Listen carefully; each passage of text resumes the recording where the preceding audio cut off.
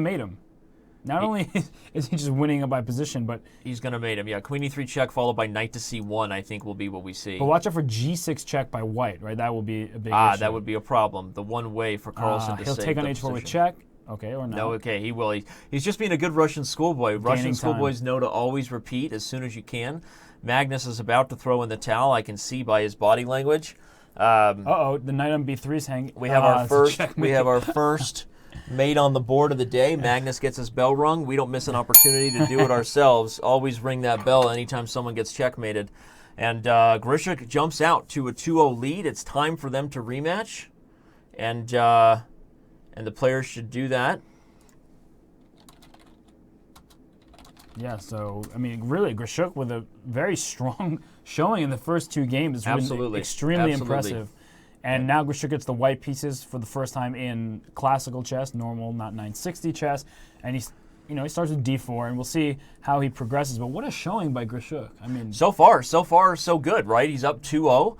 We show everybody the score here. We've been focused on zoning in on the action, and all the facial expressions these players have. But here we can see the score is 2-0, and here we're gonna have the best of both worlds now. Let's keep our eye on these players and all the emotions they'll show, and keep an eye on the score. I have a question for you, Danny. Do you think Magnus has ever been down 2-0 in a match?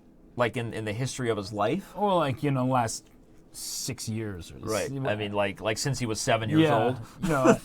Yeah. I don't know. I mean, I would have to say no. I think the match is still young, but if anything was going to get people on the edge of their seats, it's the fact that OMG, will the strongest player in history actually go down in this match, right?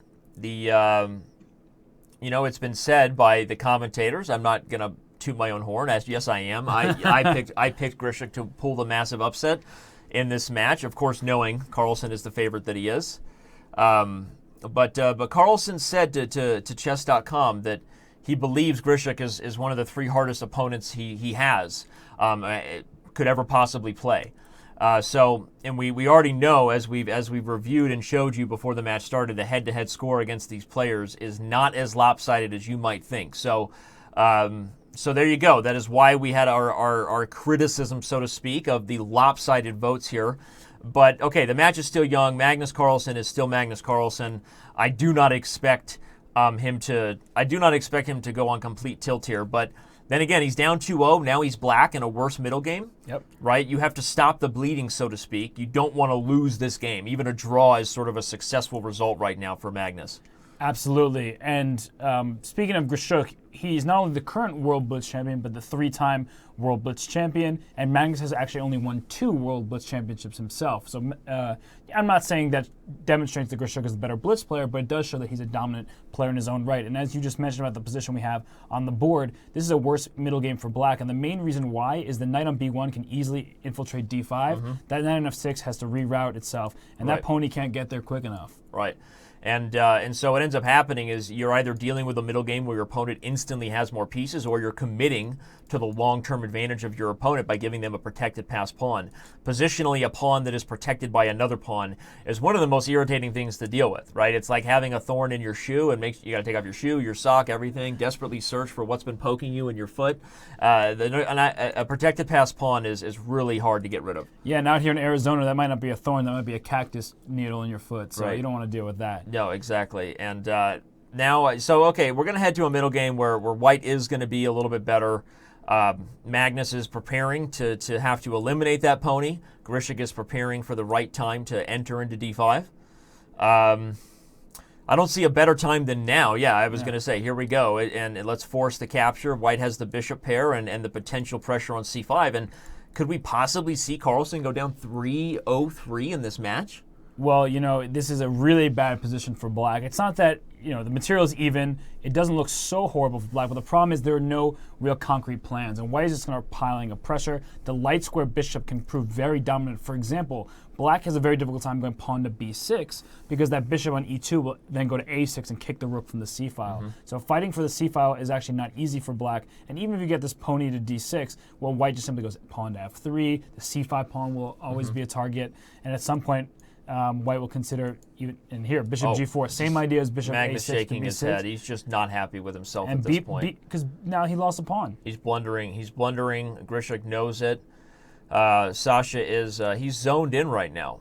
I'm trying to think of something better to say about his expression, but I mean, has he blinked in the last 45 minutes? I don't think he has. And he's going to gobble up c5 and put Carlsen completely on his heels, potentially bringing the world champion to an 0-3 deficit in the match. We still have a long way to go, folks. An hour in the 5-minute portion, and that's before we get to the 3-minute portion. But so far, so good if you are a fan of the reigning World Blitz champion, Sasha Grishuk. The knight establishing on d6, this is just good positional chess. Aaron Nimzovich would be proud.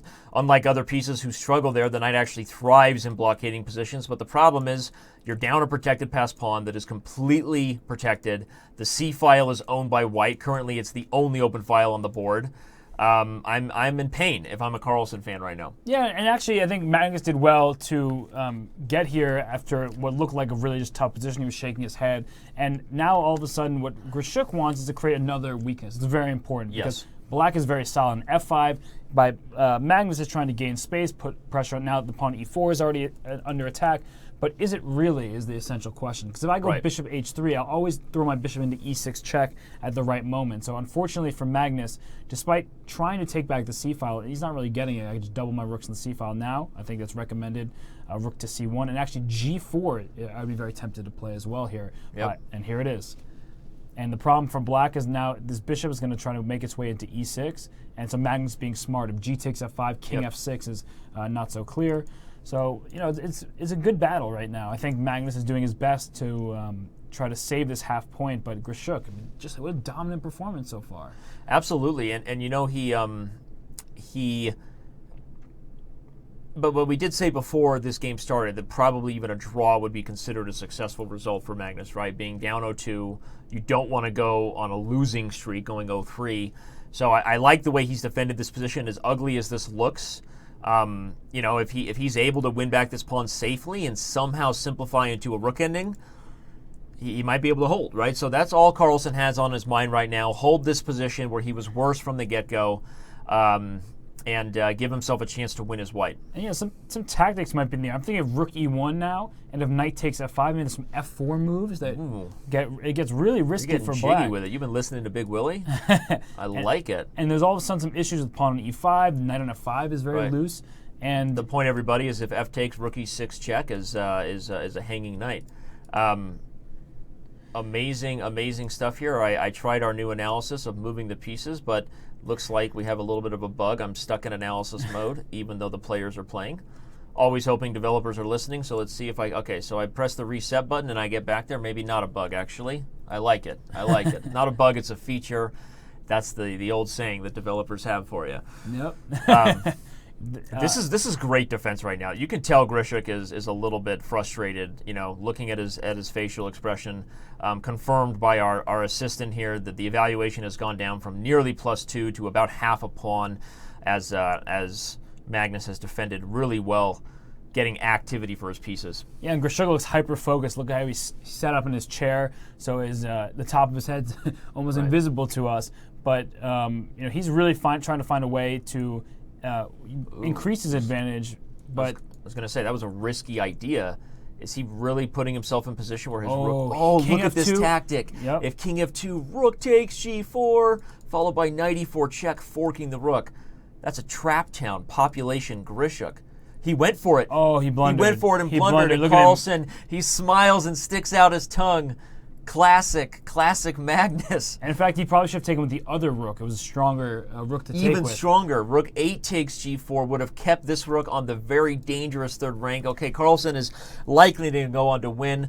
Talk about a swing of events here. We had nearly a +2 advantage for the Russian. We're now at nearly a +2 advantage for the Norwegian. That is how things turn around in Blitz, although this is not the easiest endgame to win yet, right? Yeah, lots of pawns to deal with. Whole lot of pawns to deal with, not a lot of time. The problem for Grishuk is he is also running out of time on the clock. Love the animation from Magnus. That's why we have the players webcammed up. When would you ever see Magnus Carlsen stick his tongue out in a real game? I challenge you over the board chess. Prove to me you're still as entertaining as online chess. That was hilarious. That was great. And, well, in some ways this is payback because there was discussion about how Grishuk won the ICC battle between the two, and the ICC championship was 2.5, 1.5 in Grishuk's favor. But he was actually down a full piece in that game. And as we said, the advantage was +2 at some point for Grishuk in this game. Look at what's happening here, though, because Magnus played for a mating net, made a ton of sense. But if he continued on that track, Grishuk would queen with check just in time, winning the game. So Carlsen has to abandon that plan, but now these 2 pawns are still going to be a little bit tricky to clean up.